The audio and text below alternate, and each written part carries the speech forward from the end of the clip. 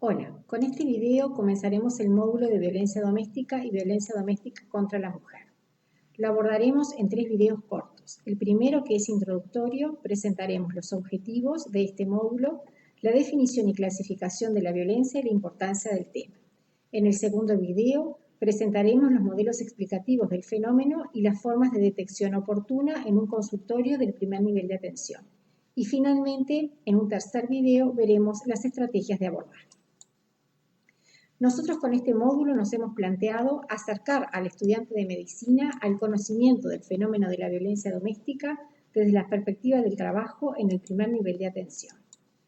Nos hemos propuesto que al finalizar el módulo ustedes sean capaces de reconocer la violencia doméstica como un problema de salud prevalente, con consecuencias psicológicas, biológicas, familiares y sociales, definir y clasificar el fenómeno de la violencia en sus diferentes formas de manifestación, identificar la posición privilegiada del médico del primer nivel de atención para su prevención, diagnóstico y seguimiento, y brindar herramientas para un adecuado abordaje de dichas situaciones.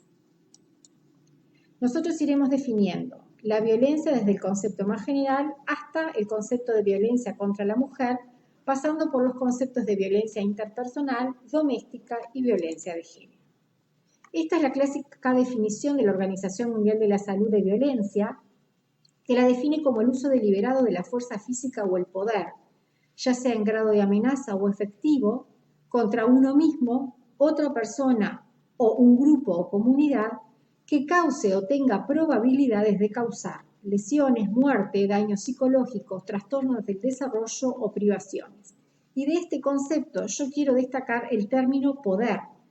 La violencia es el uso pervertido o patológico del poder con la intención de generar daño a otra u otras personas.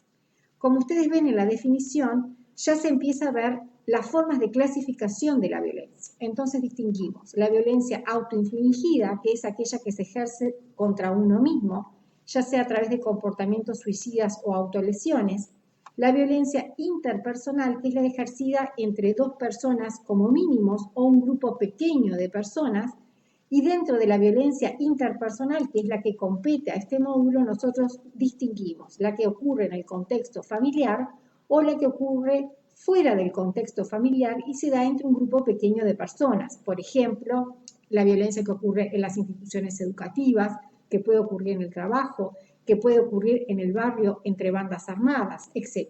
Y después tenemos la violencia colectiva, que es aquella ejercida contra grupos grandes de personas, ya sea a través del Estado o de políticas sociales, económicas, etc. Acá tenemos los casos de las guerras, de los terrorismos de Estado, de los grupos terroristas, etc.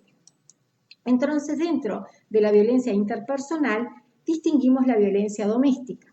Lo doméstico abarca el conjunto de relaciones familiares, afectivas y de convivencia entre cualquiera de sus miembros. O sea, bajo el término de doméstico, nosotros nos referimos al espacio simbólico donde ocurren las relaciones íntimas.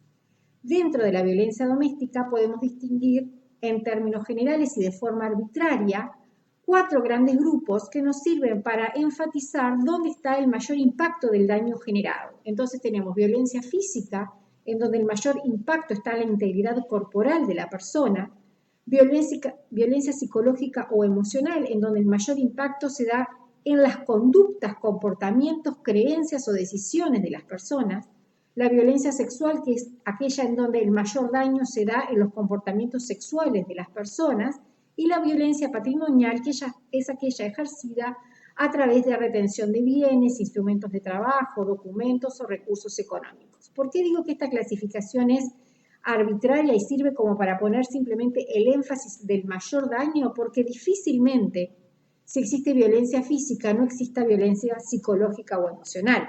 Porque difícilmente, si existe violencia sexual, no exista violencia física, psicológica y emocional también. Pero en términos generales, nos sirve para saber dónde ponemos el acento, principalmente en las intervenciones. A su vez, y yendo ahora más fino a los conceptos, dentro de la violencia doméstica podemos distinguir la violencia contra la mujer en el marco de la violencia de género. La violencia de género es toda aquella que se ejerce en base al sexo o al género de la persona. O sea, la única justificación para ejercer un daño es el sexo o el género de la persona. Está sustentada en las relaciones de géneros dominantes de una sociedad y si bien las mujeres son las principales víctimas de este tipo de violencia, incluye otros tipos de violencia, como por ejemplo la violencia homofóbica y transfóbica, que está dirigida hacia varones y mujeres que no cumplen con el modelo heteronormativo dominante. O sea que dentro de la violencia de género identificamos la violencia de género contra la mujer. La violencia de género contra la mujer tiene dos grandes clasificaciones, aquella que ocurre en el ámbito doméstico, que es la violencia de pareja, en donde ocurren las relaciones íntimas, y las agresiones sexuales que ocurren fuera del ámbito doméstico, por ejemplo, una violación en un ámbito público. Dentro de la violencia de pareja, como bien dijimos, distinguimos de forma arbitraria, vuelvo a repetir, la violencia física, el maltrato emocional y psicológico y las agresiones sexuales o la violencia sexual. Y en el año 2016 se incluye un nuevo grupo de clasificación que es la de los comportamientos controladores, y lo traigo a colación porque muchas veces estos comportamientos son el inicio de las manifestaciones de las interacciones violentas. Como ven, la ley 19.580 de violencia hacia las mujeres basada en género de nuestro país distingue 18 clasificaciones o tipos de violencias dentro de este concepto. ¿Por qué es importante este tema? Porque este tema es importante para los estudiantes de medicina, porque este tema es importante para los médicos, porque es un fenómeno prevalente y que altera la salud en su integralidad y vulnera los derechos de las personas que están inmersas en estas situaciones. Vamos a ver algunos datos. Según la encuesta nacional de prevalencia sobre violencia basada en género y generaciones publicada en el año 2019, aproximadamente un 20% de las mujeres entrevistadas habían relatado que habían vivido situaciones de violencia por parte de la familia en el último año, en cualquiera de sus dimensiones. Este porcentaje se reducía un poco más cuando hablábamos de adultas mayores. Pero miren qué interesante, si comparamos esta encuesta realizada en el 2013 y en el 2019, prácticamente los porcentajes de mujeres que habían vivido situaciones de violencia por parte de la familia prácticamente no ha cambiado. Y tampoco ha cambiado los porcentajes de la violencia vividas por mujeres adultas mayores. Cuando se les preguntaba si habían vivido situaciones de violencia por parte de su pareja o expareja, pasaba lo mismo. Aproximadamente un 20% de las mujeres declararon haber vivido esta situación en el último año y este porcentaje prácticamente no ha variado desde el 2013. Ahora, cuando la pregunta se extendía a si habían vivido situaciones de violencia por parte de su pareja o expareja en algún momento de su vida, este porcentaje aumenta prácticamente al 50% en el 2019, cifra que tampoco ha variado demasiado desde el 2013. Y cuando clasificamos la forma de violencia ejercida por parte de la pareja o la expareja, predomina la violencia psicológica, seguida de la económica o patrimonial, y en porcentajes menores la violencia física, digital y sexual. Ahora, cuando se le preguntaban a las mujeres si habían vivido situaciones de violencia en algún ámbito, no solo en el ámbito familiar, en algún ámbito a lo largo de toda la vida, solo por el hecho de ser mujeres, prácticamente el 80%, el 77% de las mujeres dieron una respuesta positiva. Y como ven, lo que es la evolución de este porcentaje tampoco ha variado demasiado a lo largo de los años.